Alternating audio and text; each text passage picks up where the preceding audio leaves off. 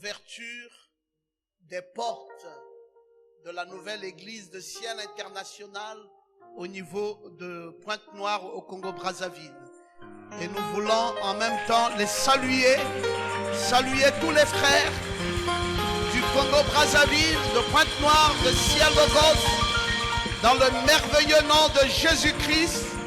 Que Dieu les bénisse très richement. Et nous voulons dire à cette nouvelle œuvre de Pointe-Noire que le docteur Pierron Gomat n'a pas pu effectuer le déplacement pour la simple et bonne raison, c'est que nous n'avons pas eu la possibilité d'avoir un vol qui pouvait nous amener là-bas à Pointe-Noire à l'ouverture des portes de cette nouvelle église. Mais qu'à cela ne tienne, que tous ceux-là qui sont là, qui ont été invités par moi, sachent que je les aime et ils peuvent recevoir mon message en direct alors que nous les bénissons dans le nom de Jésus-Christ. Gloire à Jésus. Est-ce qu'on peut donner la gloire au Seigneur?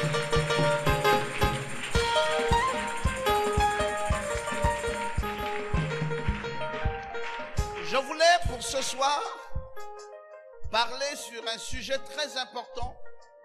C'est un sujet aussi bien important pour les nouvelles âmes que pour les vieilles âmes.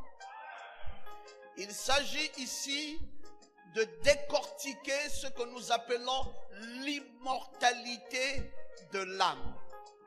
Je vais donc parler sur l'immortalité de l'âme.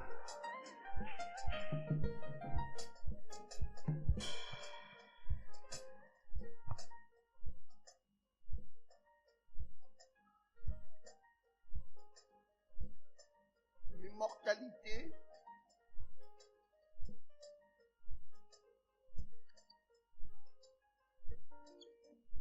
de l'âme.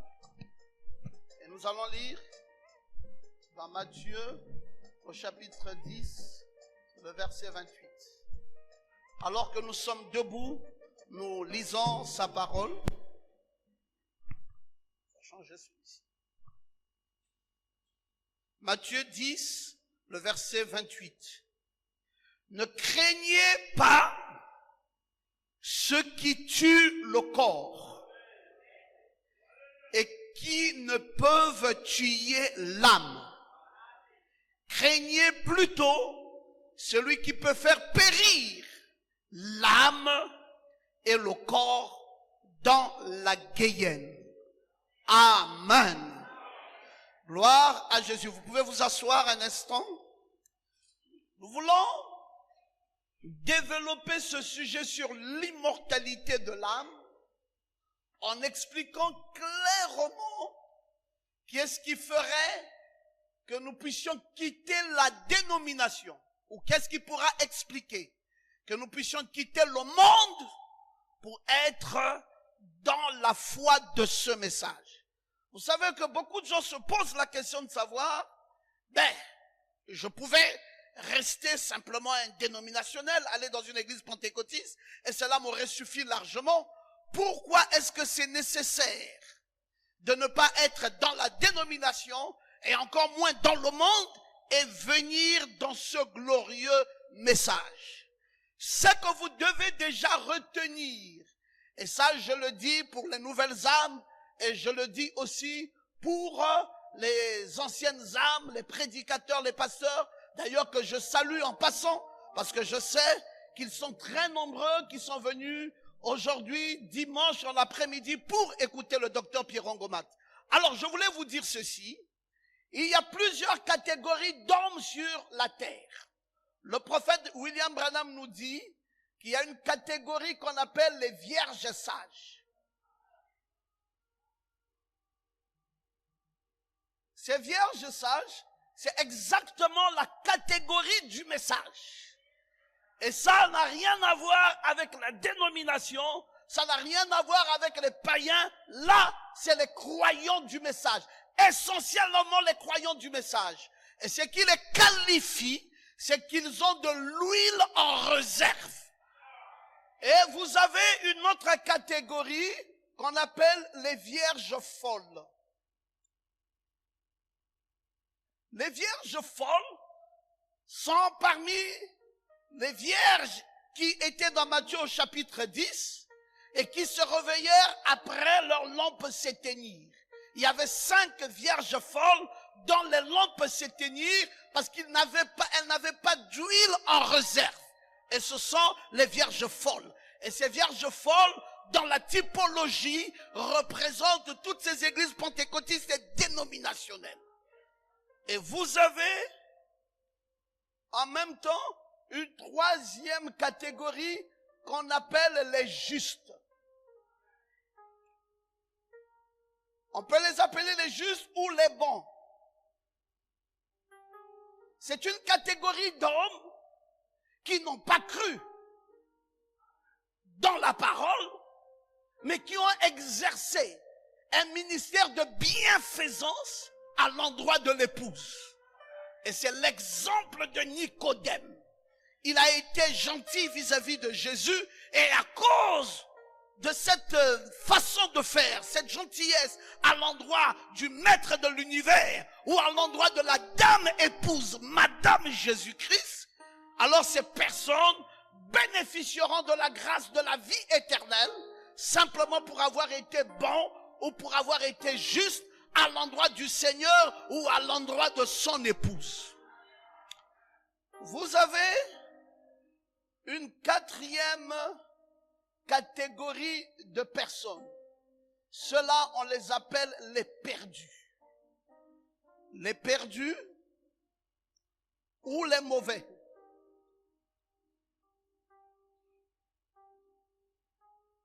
Et ce sont les suscités à dessein. C'est à l'instar de celui qu'on appelle le pharaon. Ils ne peuvent pas croire. Vous pouvez faire tous les miracles devant eux. Vous pouvez manifester toute la gloire devant eux. Ils ne croiront jamais. Pourquoi? Parce qu'ils avaient été prédestinés à se perdre et ils sont de la catégorie des mauvais. Vous avez une cinquième catégorie qu'on appelle les ramassis.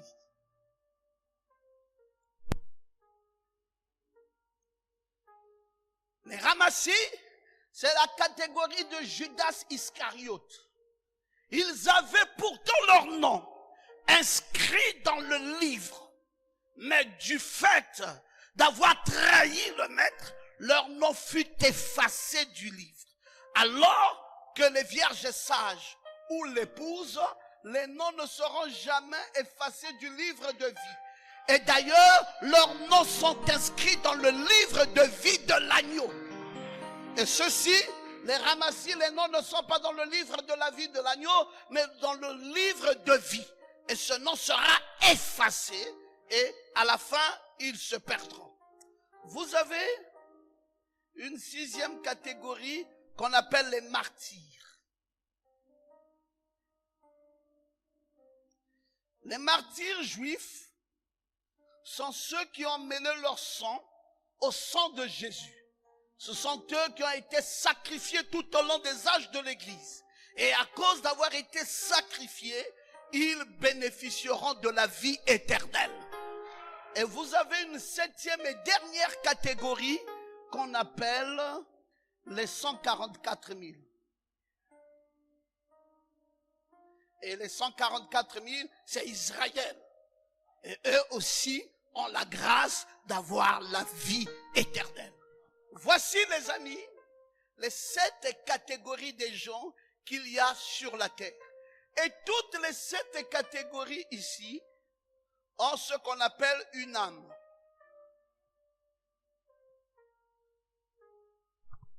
C'est contraire aux animaux qui n'ont pas d'âme. Eux, ils ont une âme. Et donc, il y en a qui vont être sauvés, comme il y en a qui seront entièrement perdus. Et donc, quand vous venez devant l'évangile, le message ici ne vous amène pas pour devenir une vierge folle, ou un juste, ou un perdu, ou un ramassis, ou un martyr juif, ou un 144 000. Le message vous amène à la haute catégorie. La catégorie supérieure, la catégorie première, c'est d'être vierge sage, épouse de Jésus-Christ. Je vous prie d'acclamer cela et d'acclamer très fortement. Alors, la différence va se situer à quel niveau? Est-ce que la différence se situe au niveau du corps? Vous ne pouvez pas, à travers le corps, dire à quelqu'un, toi tu es une vierge folle, toi tu es une vierge sage, toi tu es une vierge, parce que nous nous ressemblons. Quand on nous rencontre dans la rue, on ne peut pas savoir qui est qui. La différence ne peut pas être au niveau du corps.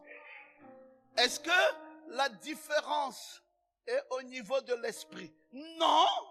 Vous allez trouver des gens qui ont des très bons esprits. Tel avait été le cas des pharisiens. C'est pour ça qu'on disait que si votre justice ne surpasse pas celle des pharisiens, vous n'entrerez pas. C'est des gens qui ont une très bonne qualité d'esprit. C'est des gens qui font du bien. C'est des gens à qui l'on ne reproche rien. Mais ça ne leur qualifie pas en tant que vierge sage. Et la dernière chose, la troisième sphère, c'est l'âme. Voilà où se situe toute la différence entre nous. Ici, c'est l'esprit. Et là, c'est le corps. Et la différence est au niveau de l'âme. Cette disposition intérieure que Dieu a placée dans chaque être qui peut vous qualifier pour être une vierge sage ou ne pas être une vierge sage. Qu'est-ce que Dieu a donc placé dans l'âme d'une personne? Voilà ce qui est important de savoir. Et c'est pourquoi Dieu nous a envoyé le plus grand de tous les prophètes, le prophète William Marion Branham, que je vous prie d'acclamer très fortement.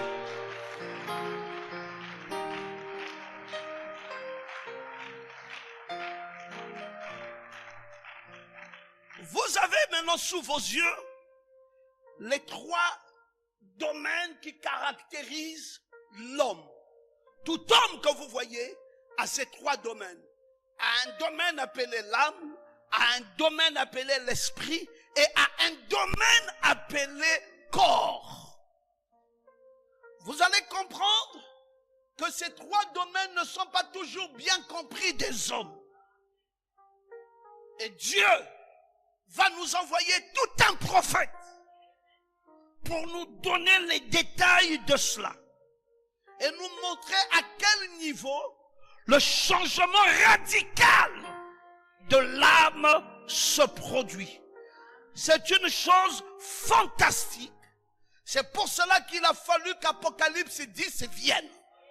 L'ange puissant est descendu, enveloppé d'une nuée, et au-dessus de sa tête un arc-en-ciel. Et il a mis un pied droit sur la mer, un pied gauche sur la terre, et il a crié comme un lion rougissant. Sept tonnerres ont fait entendre leur voix. Pourquoi? Pour nous révéler des mystères. Des mystères qui n'étaient pas toujours faciles à comprendre. La nuée est descendue pour cette raison. Et l'ange puissant est venu pour nous donner les détails au sujet de l'âme. C'est quoi donc cette âme? Pourquoi est-ce qu'il a fallu qu'un ange puissant descende? Pourquoi est-ce qu'il a fallu que le chef de l'armée de l'Éternel vienne? Pourquoi est-ce qu'il a fallu que Christ lui-même vienne? Parce qu'il est venu pour régler la question de l'âme. Je vais vous entendre dire Amen. L'ange puissant n'est pas venu pour régler nos problèmes financiers. L'ange puissant n'est pas venu pour régler nos problèmes immobiliers. L'ange puissant n'est pas venu pour régler nos problèmes professionnels. L'ange puissant est descendu pour régler les problèmes de notre âme. Oh, je veux que tu lèves ta main droite et que tu dises Amen. Qui est-ce qui est important? Ce n'est pas une église. Vous pouvez en bâtir plusieurs. Vous pouvez construire des églises, construire et construire davantage. Mais à quoi ça vous servirait? d'avoir une église si votre âme est perdue. L'ange puissant, Christ lui-même, est descendu essentiellement pour régler le problème de l'âme. J'aime quand tu peux dire Amen. Le message pentecôtiste ne peut pas traiter ce problème. Parce qu'ils n'auront pas tous les détails. Il a fallu, même Frère Branham lui-même ne pouvait pas. Il a fallu que l'ange puissant ouvre le livre entièrement et prenne le petit livre ouvert et le lui donne pour qu'il comprenne comment traiter avec nos âmes. Quand est-ce que cette révélation très forte, puissante et nécessaire devrait finalement venir? Ça devait venir au moment de l'ouverture du 7e sceau. Christ, dans la manifestation épouse, la nuée de gloire, il devait descendre. Et c'est là où il devait proclamer notre foi. La chose fondamentale qui va s'asseoir dans l'âme de quelqu'un. La foi. Parce que ici, dans votre âme, il y a deux choses. Soit c'est la foi qui est là, soit c'est le doute qui est là. Mais le doute de quoi? L'incrédulité à la parole de Dieu. L'incrédulité à la parole de Dieu. C'est ça le doute. Donc, il y a d'abord une question de parole. Et la foi, c'est bien ce qui viendra par l'écoute de la parole. Parce que vous ne pouvez pas avoir la foi si vous n'avez pas la parole. La foi vient de ce que l'on entend et ce que l'on entend de la parole de Dieu. Alors donc la descente de l'ange puissant, c'est apporter la parole et venir nous qualifier, prendre la foi, le fondement fondamental, et placer cela dans nos âmes, et pour que nous deviennons des êtres immortels. Oh, j'aime quand tu peux lever ta main droite et que tu peux dire Amen. L'ange puissant descendant dit ceci: ne crains pas, petit troupeau. Il a plu à votre Père céleste de vous donner le royaume. Vous savez, si vous lisez cela dans Luc 12, 32, vous allez voir ce petit texte qui dit: ne crains pas, petit troupeau, il a plu à votre Père céleste de vous donner le royaume. Ce royaume qu'il a plu à Dieu de nous donner, c'est ce message. Oh, vas-y dire Amen, très bien. C'est pas un roi avec un trône, c'est pas un fauteuil, c'est pas une cité, c'est pas des maisons bâties, c'est pas... Non, non, non. Le royaume dont nous nous parlons ici, qu'il a plu à Dieu de donner à un petit troupeau, c'est le glorieux message. Oh, est-ce que tu peux dire Amen? Dans la nécessité d'ouvrir une église pour amener le véritable message dans les cœurs des croyants, afin que ces êtres deviennent des êtres immortels et qu'ils passent de la mort à la vie. Jusqu'en 1962, Frère Branham apportait un message, mais un message qui n'avait pas défini clairement la question de l'âme. Il exerçait le ministère de Malachie 4. Il annonçait un message à l'église de Laodicée. Et l'ange puissant n'était pas encore descendu. Jusqu'en 1962. Le message était certes un message authentique, mais nous attendions encore le parfait.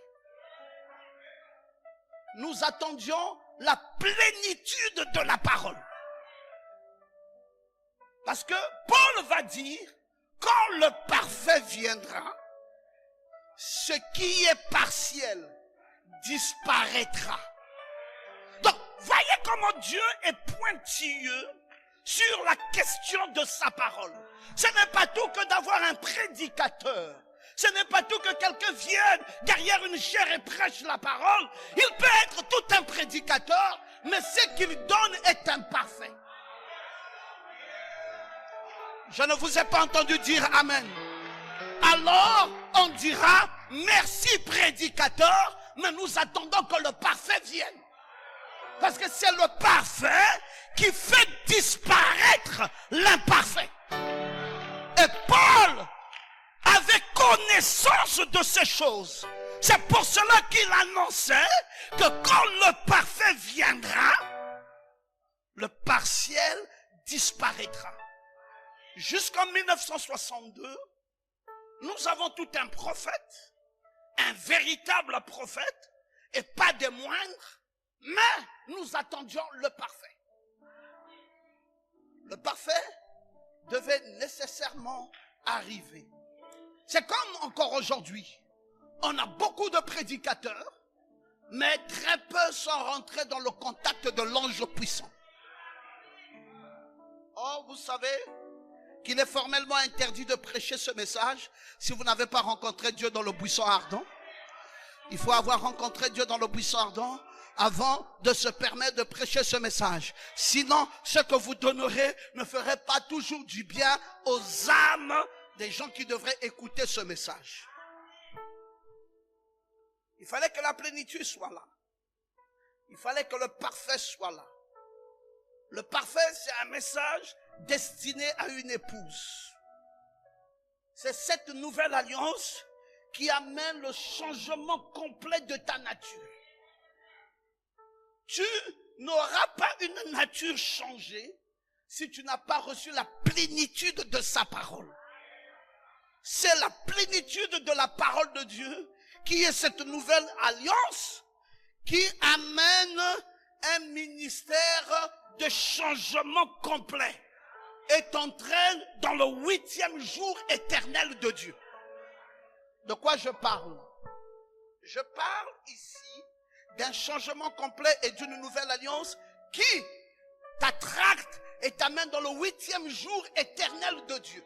Ça veut dire que tu es encore ici dans un âge appelé Laodicée, et puis il faudrait que tu sois attracté. On doit t'aimonter. Alors pour que tu sois aimonté, pour monter dans un jour éternel. Et ça, c'est le 8e jour éternel de Dieu. J'aimerais que quelqu'un dise Amen. Et tu dois monter dans ce 8e jour.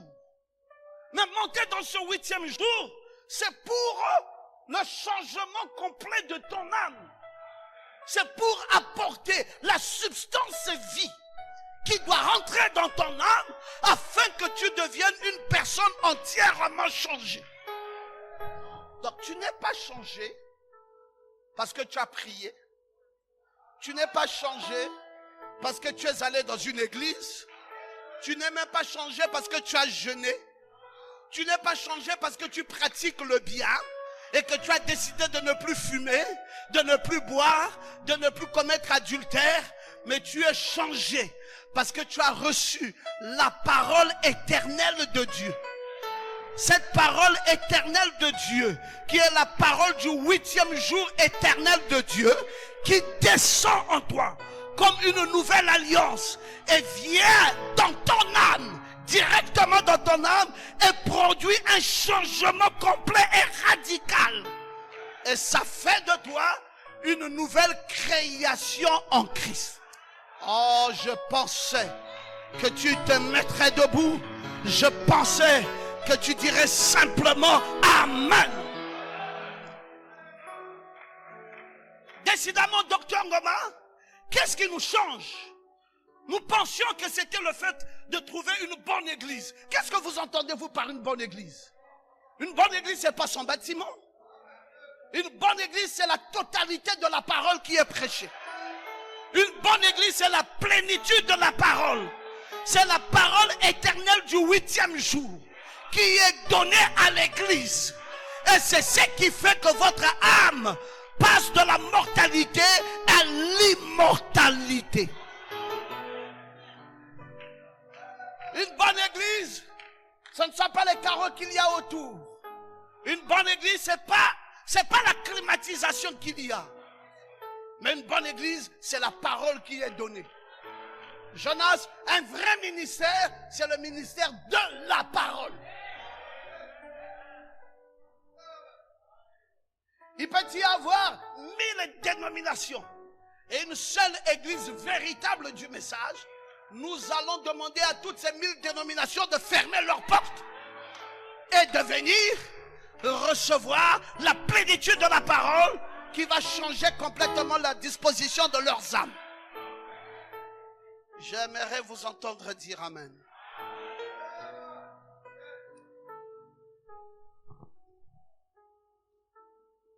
Le messager de Laodicée pensait que l'Esprit, le Saint-Esprit, descendrait dans l'esprit de l'homme, faisant ainsi de l'esprit de l'homme la demeure de Dieu. C'est la raison pour laquelle Frère Branham avait placé l'esprit au centre de l'être humain, à l'intérieur de l'intérieur. Voici le premier dispositif que Frère Branham avait donné. Ce n'est pas celui-ci. Le premier dispositif, jusqu'en 1962, voici ce que Frère Branham pensait. Il pensait ceci. Et pour lui, l'esprit était là. L'âme était ici et le corps était là. Alors, il disait, c'est ça là, c'est l'esprit qui va être vivifié et c'est l'esprit qui deviendra la demeure de Dieu. Et il pensait à ça. Quand vous lisez le message, la plus grande bataille jamais livrée, vous allez entendre Frère Branham vous dire, toute sémence, toute sémence est enveloppée à l'extérieur. À l'intérieur, il y a une petite charnue. À l'intérieur de la partie charnue, il y a le germe de vie. Eh bien, c'est comme ça que nous sommes faits. Nous sommes corps, âme et esprit. L'extérieur, le corps, c'est l'enveloppe. L'intérieur de ça, la conscience et ainsi de suite, c'est l'âme. Et à l'intérieur de l'âme, c'est l'esprit. Et c'est l'esprit qui gouverne tout le reste. Frère Branham pensait que le Saint-Esprit descendrait dans l'esprit humain, faisant de cet esprit la demeure de Dieu dans l'homme. Jusqu'à ce que l'ange puissant descende et dise à Frère Branham, cette conception est dénominationnelle. Oh, je pensais qu'il y avait quelqu'un qui lèverait sa main droite pour dire Amen. L'ange puissant vient dire au prophète, cette conception, c'est la conception de toutes les églises pentecôtistes. C'est une conception dénominationnelle. Dieu n'a rien à cirer avec l'esprit d'un homme. Ce qui est important chez Dieu, c'est l'âme. Oh, vas-y dire Amen. Pourquoi vous êtes rassemblés ici ce soir? Vous êtes rassemblés ici pour une seule raison. C'est pour la raison de l'âme. Pourquoi cette église, si le Logos existe? Mais c'est pour une raison de l'âme.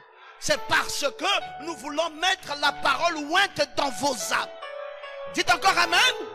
Afin de rendre vos âmes des âmes immortelles. C'est pour l'immortalité de vos âmes que vous êtes ici.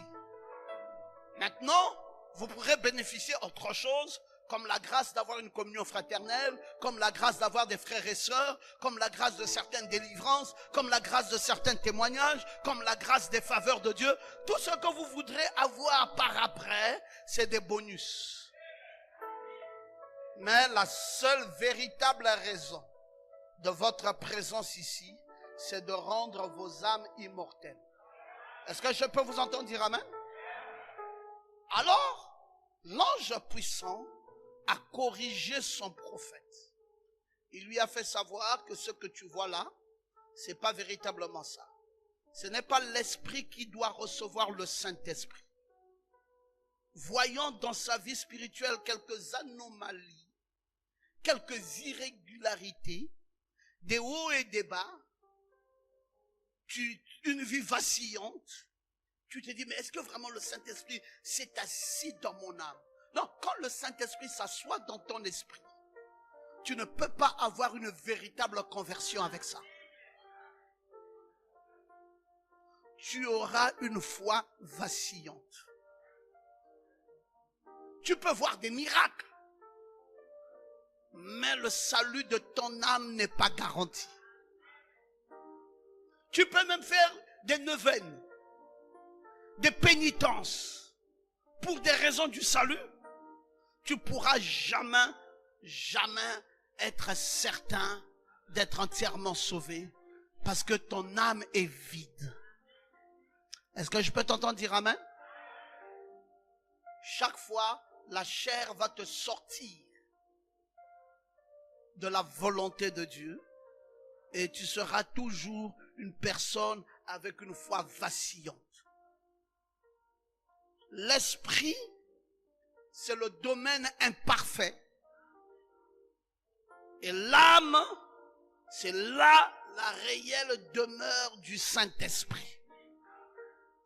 Et si donc, vous voulez changer votre vie, si vous voulez le salut de votre vie, alors vous avez tout intérêt de comprendre où se trouverait la sécurité éternelle de votre âme. Le Saint-Esprit viendra et habitera en vous. Alors le prophète, par le changement de la descente de l'ange puissant, va commencer par nous dire ceci. Dans essayer de rendre un service à Dieu, il dira, je ne dénigre pas mes frères presbytériens, ni certains d'entre eux, vous mes frères baptistes, ni votre manière d'avoir la sécurité. Je ne dis pas ceci pour être différent. Vous ne l'aviez pas de façon correcte. C'est vrai. Voyez-vous, j'étais aussi dans l'erreur en cela. Mais quand un ange descend du ciel et vous dit, le voici juste dans l'écriture, c'est vrai, il parle toujours en ligne avec l'écriture. Frère Branham reconnaît, après l'ouverture des sceaux, il reconnaît qu'il était dans l'erreur quand il pensait que c'était l'esprit qui était au centre de tout. Et il vient devant sa congrégation et il le dit. J'étais aussi dans l'erreur. Comme vous, mes amis presbytériens, comme vous, mes amis baptistes, comme vous, mes amis dénominationnels, comme vous, mes amis pentecôtistes. Mais l'ange est descendu et m'a demandé de changer cette position. Oh, acclamons le Seigneur. Le message, toute la différence du message va se situer à ce niveau. On va mettre une croix sur tout ce qui est dénominationnel et nous allons maintenant nous appuyer sur le glorieux message où les dispositions vont changer. Maintenant, l'âme sera à l'intérieur de l'intérieur. Et Dieu va désormais se concentrer pour chercher à sauver nos âmes. Oh, j'aime quand tu peux dire Amen. Et le prophète de Dieu dit qu'il a fini par comprendre ce qui était nécessaire. Il va dire, la preuve la plus parfaite, en mon avis, c'est l'amour. Et nous nous sommes mis à parler de ça. Et j'ai trouvé que ça semblait être assez juste. Je m'en suis tenu. Si un homme a l'amour, mais un jour, le Seigneur, par une vision, m'a corrigé. Le même prophète qui croyait que c'est l'esprit qui était au centre de tout, croyait aussi que c'est l'amour qui est au centre de tout. Si tu aimes ton frère, ça veut dire que tu iras au ciel. Et l'ange puissant, en 1963, est descendu avec le petit livre ouvert et a dit à frère Branham, ce n'est pas l'amour. Mais la preuve que quelqu'un a le Saint-Esprit, mais c'est quand il aime les gens, il dit non. Mais la preuve, quand il a le Saint-Esprit, c'est qu'il aime même la parole, il dit, l'amour n'est pas la preuve que quelqu'un a Dieu en lui. La preuve que tu as Dieu en toi, c'est quand tu reçois le message de l'heure. Pas le message du temps de la fin, mais le message de l'heure. Parce qu'il y a beaucoup de prédicateurs qui ont le message du temps de la fin, mais qui n'ont pas le message de l'heure. Et le plus important maintenant, c'est de recevoir le message de l'heure. Quelqu'un vous dira, est-ce qu'il n'y avait pas assez d'églises du message pour qu'on en ajoute une autre? Posez-leur la question, est-ce que vous pensez que les églises du message devraient simplement collaborer en termes d'amour et que ça serait suffisant parce que nous nous aimons les uns les autres? Ça, ce n'est pas exclu. Mais il y a quelque chose qui va au-delà de cet amour. C'est le message de l'heure. Et tous ceux qui sont supposés croire ce message du temps de la fin ne sont pas tous arrivés jusqu'au message de l'heure. Ils n'ont pas compris la nécessité de la descente de l'ange puissant. Et si une église du message n'a pas la révélation de la descente de l'ange puissant, même étant une église du message, c'est encore une autre forme de dénomination. Ah, je pensais que tu te lèverais pour dire Amen. Mais pasteur, il y a la nuée à l'église. Il y a la photo Hoffman à l'église. Il y a même le prophète, la colonne de feu à l'église. Cela est la preuve que c'est une église du message. Non, monsieur.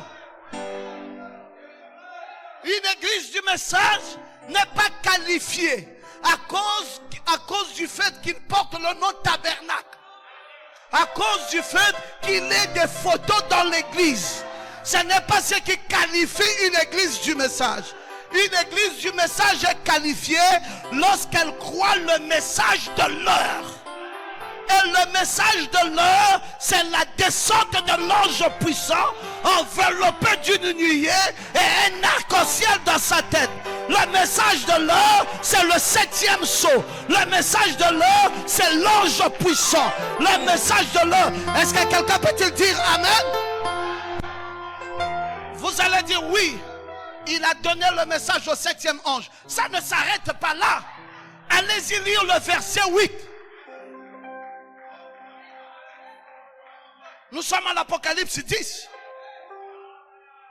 Il est descendu enveloppé d'une nuée, au-dessus de sa tête un arc-en-ciel. Il a posé un pied droit sur la main gauche. Il a crié d'une voix forte comme rugit un lion. 7 tonnerres ont fait entendre leur voix. J'allais écrire, mais la voix me dit, celle c'est quand dit les 7 tonnerres ne l'écrit pas, mais qu'au jour de la voix du 7e ange, quand il sera sur le point de sonner la trompette, le mystère de Dieu s'accomplirait, comme il a annoncé à ses serviteurs, les prophètes. Point. Puis la voix me dit, prophétise de nouveau. Qui prophétise de nouveau? Le quintuple ministère des Éphésiens 4:11 reçoivent le petit livre de la bouche d'un prophète et eux ont la lourde responsabilité de prophétiser de nouveau. Sur leur église, non. Sur les peuples, les langues, les nations et les rois. Donc, On ne va pas dire, mais écoutez, docteur Ngoma, vous avez l'église au Gabon, ça suffit. Non, sur les peuples. Les peuples là, il y a les Français, il y a les Blancs, il y a les Chinois, il y a les Asiatiques, il y a tout cela. Les nations là, il y a le Gabon, il y a le Congo, il y a l'Amérique, il y a la France, il y a les États-Unis. Oh, je pensais qu'il y avait quelqu'un qui se lèverait pour dire Amen. Cette commission-là est une commission internationale. La commission d'Apocalypse 10 n'est pas une commission nationale. La commission d'Apocalypse 10 est une commission internationale.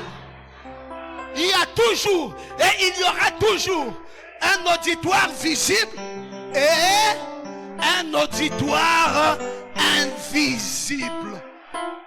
Oh, soyez salués. Serviteurs de Dieu, soyez salués. Hommes de Dieu, voici la saison.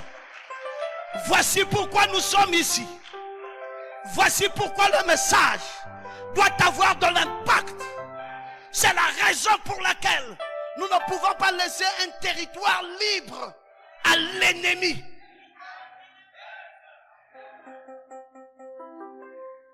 Gédéon a dit, nous allons faire le tri.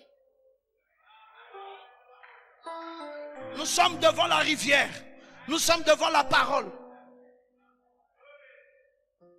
Ils étaient 22 000. Il dit non, c'est trop. Réduisez encore. Jusqu'à ce qu'ils sont restés 300. C'était qui les 300? Ce sont ceux-là qui se courbaient, qui prenaient la main. Le quintuple ministère d'Éphésiens 4:11. Et qui récupéraient l'eau. Et qui amenaient l'eau par la main. C'était eux qui étaient qualifiés pour être dans le camp de Gédéon. Aujourd'hui, pasteur, si tu crois au quintuple ministère, le ministère en cours, et tu crois à l'ange puissant qui est descendu, tu es notre associé dans le ministère ciel logos. Mais si tu ne crois pas ça, tu n'es pas notre associé. Parce qu'il y a un message spécifique qui n'est réservé qu'à l'épouse. Je pensais qu'il y avait quelqu'un qui se lèverait pour dire Amen. Gloire à l'Éternel. Où sommes-nous? Que cherchons-nous? Est-ce que nous cherchons les églises pour avoir de l'argent? Ikabod. Si quelqu'un a une intention de faire une église pour des raisons pécuniaires, alors il va aller en enfer. Le but pour lequel nous avons l'église, c'est de prendre le glorieux message. Le message de l'heure. Et planter cela dans les âmes. Donc pour que ces âmes passent de la mort à la vie. Et que ces âmes deviennent des âmes immortelles. Et la seule chose qui peut rendre ces âmes immortelles, c'est la parole ointe.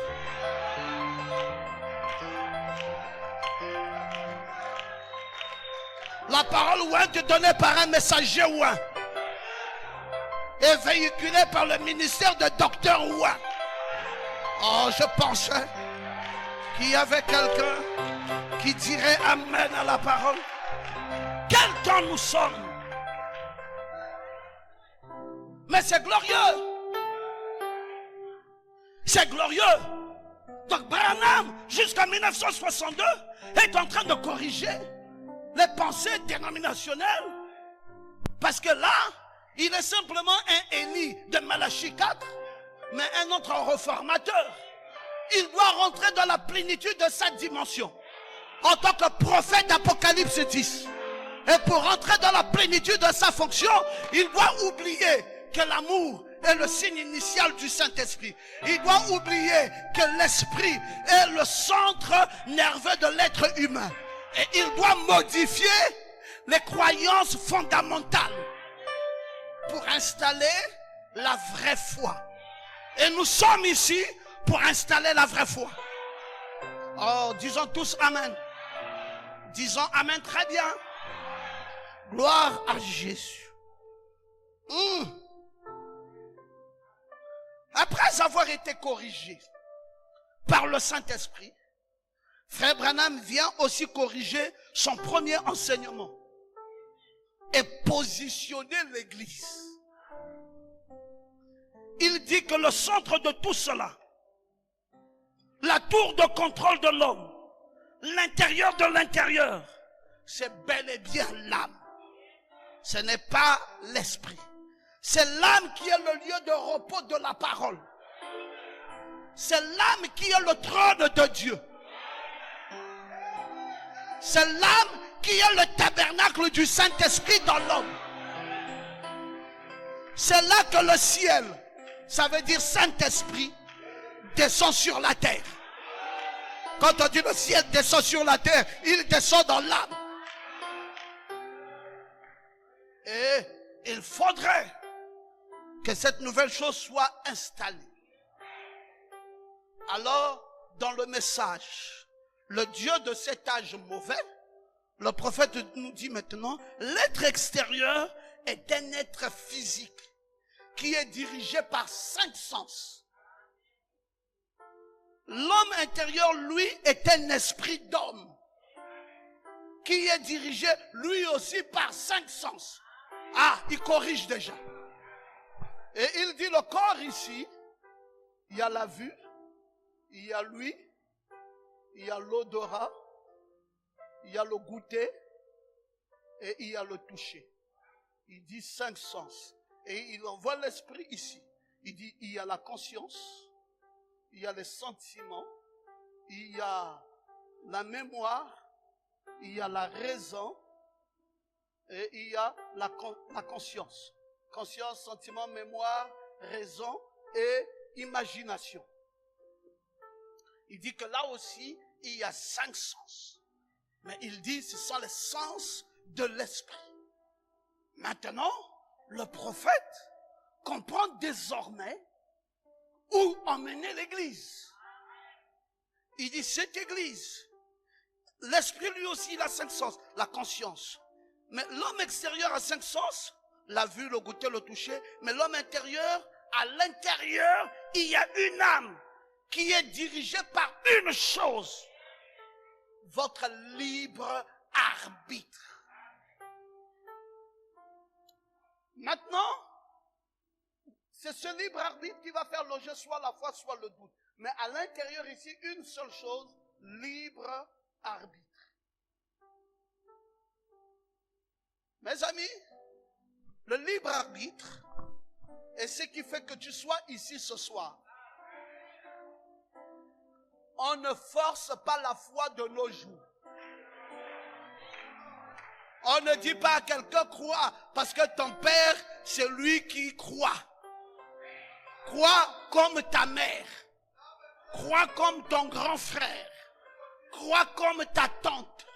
Crois comme... Non! Ce n'est plus une affaire familiale. C'est une affaire individuelle. Chacun avec sa conscience devant son Dieu. Mon père peut ne pas croire. Mais si moi, je crois que ce qui est dit est la vérité et que mon âme est attirée par ça, je m'engage. Et ton père te dit, mais tu pars où? Mais papa, moi je vais dans la direction de la parole. Non, reste ici. Parce que ici, c'est notre église familiale. Ça n'existe plus. Cette affaire d'église familiale n'existe plus. C'est chaque individu avec son libre arbitre. Oh, je pensais que tu pouvais dire Amen. Tu peux être pasteur et ton enfant va aller en enfer. Oh, papa, vous dites quoi? Le père est pasteur et l'enfant va en enfer? Bien sûr. Mais écoutez, la condition de vie pour cet enfant ne dépend pas de son père. Encore moins de sa mère. C'est lui-même devant son Dieu. Dieu a mis dans son âme le libre arbitre. Et ce libre arbitre t'amène à faire un choix. Et le choix, c'est la loi invisible de Dieu. Oh, j'aime vous entendre dire Amen. C'est important de connaître ces choses. C'est important. C'est la raison pour laquelle nous sommes ici. Il doit y avoir un libre arbitre. Vous pouvez accepter, Frère Branham dit, vous pouvez accepter ce que le diable dit. Ou ce que Dieu dit. C'est à vous de choisir. C'est à vous de choisir. Vous pouvez même accepter de devenir catholique. C'est votre choix. Et accepter d'être dans ce message, c'est aussi un autre choix. Je vous ai montré les catégories des gens qu'il y a ici. Tu peux accepter d'être un perdu. C'est toi-même. C'est la disposition de ton âme. Tu peux même accepter d'être une vierge folle. Tu plaques le message. Tu vas là-bas, là où on pense que l'esprit est le moteur de l'homme, le centre nerveux de l'homme. Et tu bourres ton esprit des onctions. Tu tombes à chaque fois. Tu cries. C'est à toi de choisir. Comme tu peux choisir le petit livre ouvert, descendu par l'ange puissant, et qui t'est donné pour le bien de ton âme. C'est pour cela, si vous êtes ici ce soir, vous devez savoir une chose qui est très importante, c'est que vous devez prendre une décision. Et la décision qu'on vous demande de prendre n'est pas la décision d'appartenance à une église, mais la décision fondamentale d'un homme, c'est suivant le libre arbitre placé dans son âme. Quoi? Qu'est-ce qu'il va devoir choisir? Tu choisis quoi? C'est à toi. Il y a entre l'âme et le corps, il y a un esprit au milieu. Tu veux que le Saint-Esprit aille où? Il y a un premier cercle, il y a un deuxième et il y a un troisième cercle. Est-ce que ton âme est prédestinée? Si tu as une âme prédestinée, c'est qu'elle va recevoir une onction réelle. Oh, je me sens bien maintenant. C'est pour cela, les amis, je vais terminer dans 5 à 10 minutes en vous faisant croire ceci. Ne vous focalisez plus sur le bien que vous apporte votre corps. Vous l'avez suffisamment soigné. Vous l'avez longtemps entretenu, le corps. Sachez que ce n'est qu'une enveloppe de poussière. Le corps dans lequel se trouve l'homme. Ce corps, à l'origine, est une parole de Dieu. Mais pourquoi il est appelé à être un être éternel? Or, ayant été perverti par le péché, parce que ce corps formé de Dieu, tiré de la poussière, Dieu l'avait créé et Dieu l'a formé et l'homme a été rendu manifeste. Tout était encore parfait jusque-là. Mais quand le péché vint pour pervertir ce corps. Il a été condamné avec la terre, étant lui-même une terre. Quand Dieu a maudit la terre, il a maudit en même temps le corps. Parce que le corps de l'homme est encore lui-même une terre. N'oubliez jamais qu'il est dit, tu es poussière et tu retourneras à la poussière. On parle ici de quoi? On parle du corps. Il a donc été appelé à être détruit. Je veux que quelqu'un dise amen. Est-ce que c'est la vérité? Peu importe combien tu l'embellis, combien tu le nourris, combien tu le soignes, combien tu le traites, il finira par être détruit.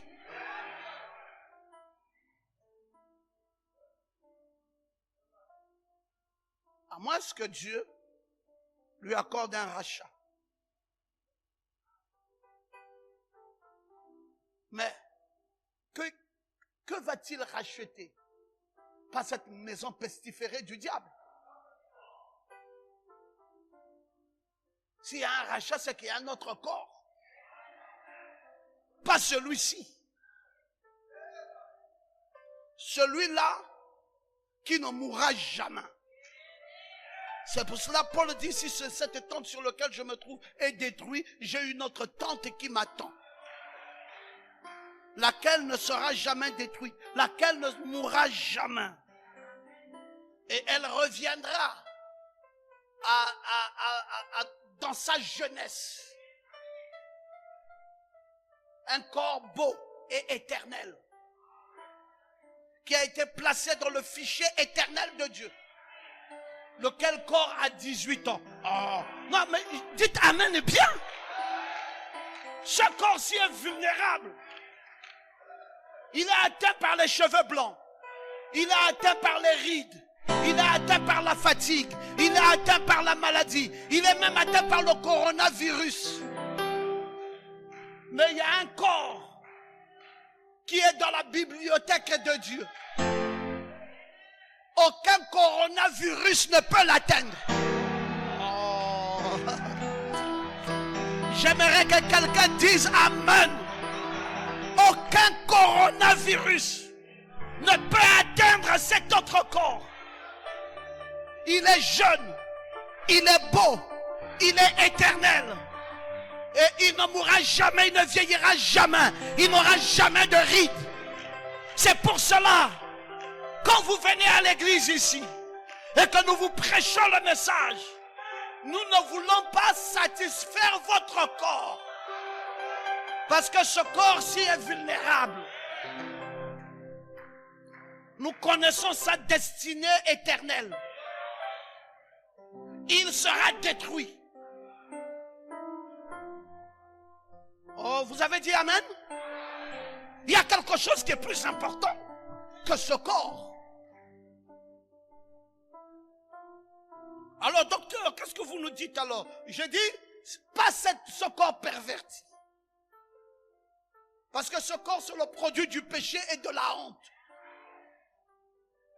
Peu importe votre degré de spiritualité. Marion, peu importe le degré de spiritualité de quelqu'un. Ce corps ne sera jamais converti. Il ne peut pas changer.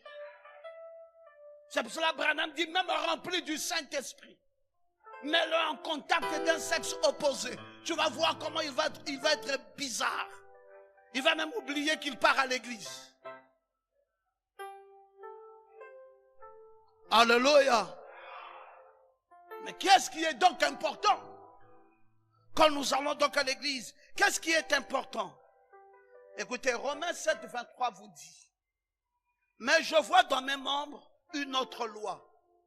Il dit la loi du péché, qui lutte contre la loi de mon entendement.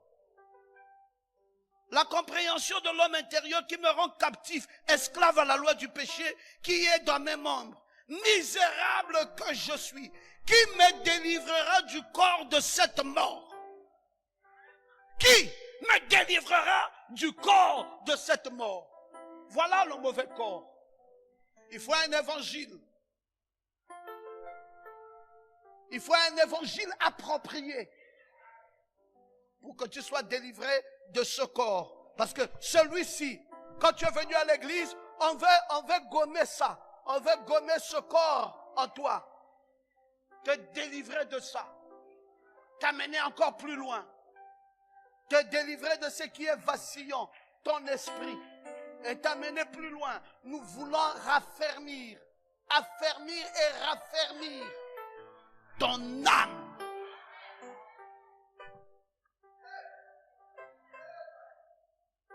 La seule raison de quelqu'un pour changer même une église, ça doit être pour des besoins de l'âme.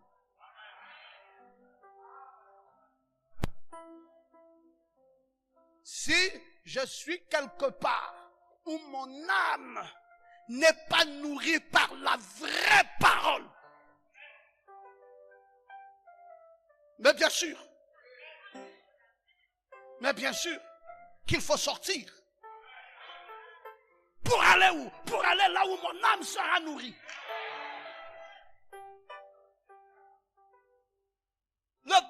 désir d'un être humain sur la terre n'est pas chercher de l'or, mais chercher la vraie parole. Et permettez que je vous dise que c'est devenu rare. Quand vous l'avez, bénissez le nom de l'Éternel. Quand vous l'avez, glorifié le nom de l'Éternel. Quand vous l'avez, exalté le nom de l'Éternel. C'est notre raison ici.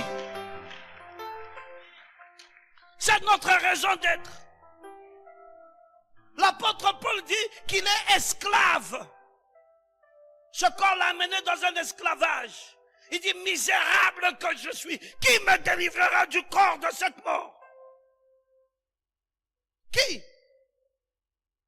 Mais donc, qui était-il réellement? Un homme double.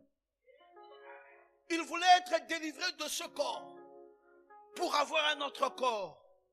L'intérieur de l'intérieur est de Dieu. Quand on dit saints, aux saints qui sont à Éphèse, aux saints qui sont au Corinthe, vous pensez qu'ils étaient ça là par rapport à quoi? Ce n'était pas leur corps ici. Quand Paul s'adresse aux saints qui sont au sein de Thessalonique, il est en train de parler de leurs âmes. Qui est-ce qui est saint dans un homme? C'est son âme. Qui est-ce qui est pur dans un homme? C'est son âme. Qui est-ce qui est vrai dans un homme? C'est son âme. Oh, j'aime quand tu peux dire amen. Et mon frère, si je t'appelais maintenant saint, ne sois pas scandalisé. Si tu veux regarder à tes petits manquements, tu vas dire, mon Dieu, est-ce qu'on ne se moque pas de moi? Le saint là, c'est qui? Oh, je ne parle pas de tes manquements. Je parle de la disposition de ton âme. Tel que je te vois, je ne peux jamais t'appeler saint. Si je te vois en tant qu'être humain. Mais c'est parce que je sais que tu es double. Et le vrai saint, ce n'est pas celui que je vois ici, mais c'est celui qui est à l'intérieur de toi. Oh, vas-y dire amen. L'homme extérieur, le corps, qu'on appelle encore la chair, a déjà subi et subira encore des influences du péché. Il ne peut faire autrement. C'est pour cela que Paul savait se dissocier de ces deux hommes. Paul extérieur branchait, mais Paul intérieur était un autre homme. Et il dit, ce n'est pas moi qui vis. Oh, j'aime ça, mes amis. Mais c'est le péché qui habite en moi. Mais pourquoi Paul dit ça? Je trouve donc en moi cette loi. Quand je veux faire le bien, c'est le mal qui est attaché. Quand il veut faire le bien, il veut le faire où? Il veut le faire dans l'âme. Mais quand le mal vient, il vient où? Il vient par le corps. C'est pour cela qu'il faut les présenter, les deux hommes comme ceci. Un s'appelle Saul et l'autre s'appelle Paul. Il y a en toi un homme qui porte la carrure charnelle. Il y a encore en toi un autre homme qui porte l'intérieur de l'intérieur. Et celui que nous aimons dans cette église n'est pas celui-là qui a été transporté dans le monde. Métuchéla, ce que nous aimons ici, c'est le Métuchéla là. C'est lui qui a reçu le message, qui a été converti, qui a été changé et qui dit amen à la parole et qui vient soutenir la cause. Est-ce que je peux vous entendre dire amen? Mais il y a des gens qui vous connaissent aussi dans l'ancienne nature. Et quand ils vous voient aller à l'église, ils disent vous dites que ça c'est une nouvelle église, avec celle-là on la connaît, on connaît sa vie. Vous connaissez ce qui était attaché à sa chair. Mais vous ne connaissez pas la nouvelle réalité de son âme. Quand je veux faire le bien, le mal est attaché à moi. Le mal c'est la chair, mais le bien c'est l'âme. Dites encore amen. Est-ce que vous comprenez ça maintenant? Vous êtes ici pour quelle raison? Pas pour le corps, ni pour la chair, mais pour l'âme. Oh, je veux que tu dises amen. Et dis-le très bien, amen. Ah, je me sens bien, mes frères. Je vais vous dire une deuxième chose, l'esprit. Le deuxième domaine de l'homme. Le moteur de la vie naturelle. Lui aussi est de Satan. Donc, Papa Ngoma, si je comprends bien, si on met les trois domaines de ma vie, Satan occupe combien de domaines? Il occupe un et il occupe deux. Donc Satan occupe les 2/3.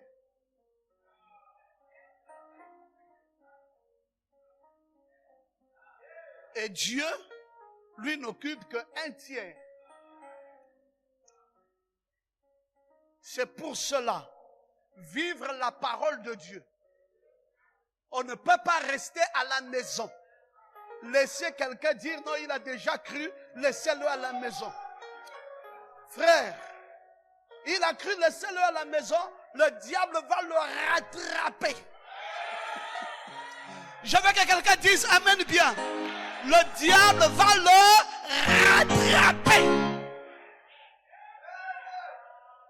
Parce que lui, il a le corps, il a l'esprit. Et Dieu est venu s'asseoir dans l'âme. Alors nous venons à l'église chaque fois. On dit, mais tu étais déjà converti, pourquoi tu reviens?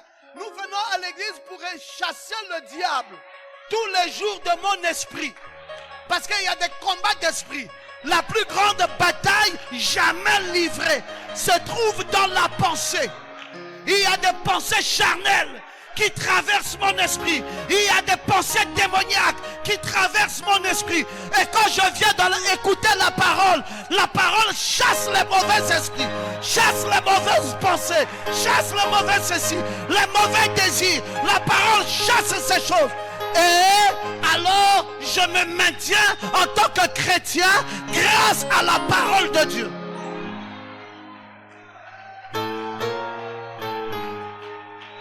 Acclamez le roi des rois.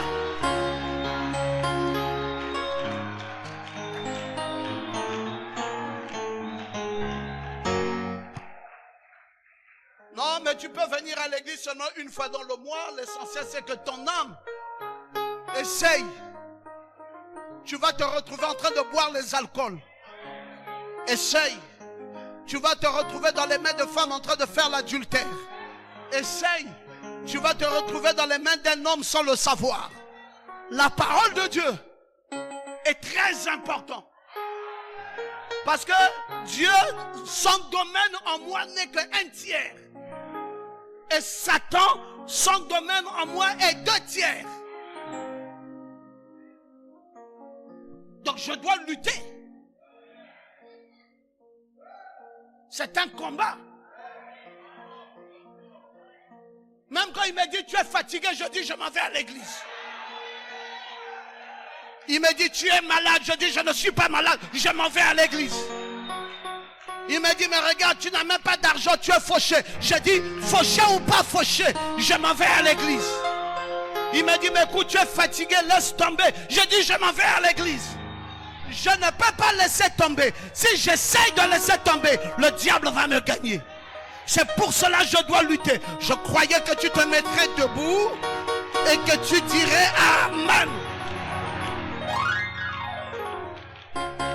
Alors, je suis en train de te parler des choses très importantes pour ta vie. L'esprit humain, ses pensées, ses aspirations, ses sentiments, ses penchants, n'est que le péché. Tous les penchants de l'esprit d'un homme n'est que péché.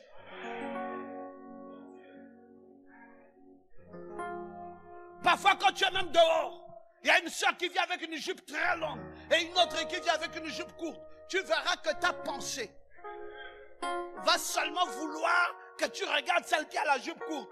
Parce que ses mollets et ses cuisses sont dehors. Maintenant, si tu es accompagné d'un frère, tu vas faire un effort pour que le frère ne se rende pas compte que tu avais regardé.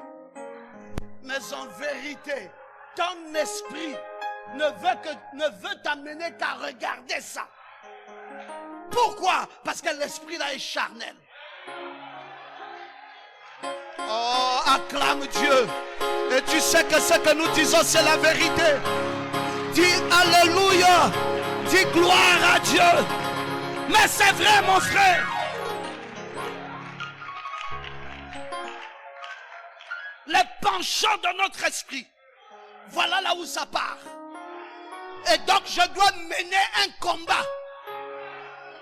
Parfois quand l'esprit me dit regarde encore, je dis je refuse. Parfois tu rentres dans un taxi, celui qui passe là c'est Fali Poupa. Et tu es là en train de bouger la tête sans le savoir. Ton esprit a déjà pris ça. Maintenant, parfois, tu n'as plus le courage de dire au taximan, mais arrête la musique, là, change la musique. Parce que ton esprit est déjà inondé par le goût. Le goût d'écouter ça. Frère, il faut être violent. Pour être capable de dire au taxi, arrêtez votre musique. Moi, je veux écouter la louange. Ah, je croyais que tu te lèverais et que tu pourrais dire Amen. L'esprit de l'homme. Une vanité. Dites encore Amen bien. Vous voulez savoir ça? Je vais vous lire ça dans Genèse au chapitre 8, verset 21. L'Éternel sentit une odeur agréable. Et l'Éternel dit en son cœur, je ne maudirai plus la terre à cause de l'homme, parce que les pensées du cœur de l'homme sont mauvaises dès sa naissance. Qui l'a dit? C'est Dieu. Il dit les pensées du cœur de l'homme sont mauvaises dès sa naissance. Les pensées du cœur de l'homme sont mauvaises. Frère, devant la télévision, tu es là, tes pensées veulent voir seulement les bêtises. Et puis quand on dit un frère arrive, tu changes de chaîne, tu vas suivre le journal. Tu ne suis jamais le journal. Tu veux suivre le journal là par circonstance. Tes pensées aiment quoi? Le film là, vous appelez ça quoi? La série Novelas. Mais soeur, tu es en crise. Novelas, c'est quoi? C'est charnel. Bon, c'est vrai, je sais, je reconnais. Mais mon esprit, Dieu n'est pas un menteur. Dieu connaît l'homme. Dieu connaît l'homme. Quand un grand match de football passe, mon frère, parfois tu es à l'église, le match va bientôt commencer. Tu es en train de dire, mais le pasteur fait encore quoi là? Il va nous faire rater le match. Mon frère, l'esprit de l'homme est mauvais depuis sa naissance. C'est pour cela la foi que vous voyez là, il faut vous l'imposer. Et nous allons vous l'imposer. Jusqu'à ce que ton esprit se convertisse et que ton corps t'amène vers la parole. Que le Seigneur vous bénisse. Poussez des cris de joie. Alléluia. Alléluia. Alléluia. Glory to God. Maintenant, nous allons céder la chair à Papa Gabriel pour amener le feu. Que le Seigneur vous bénisse.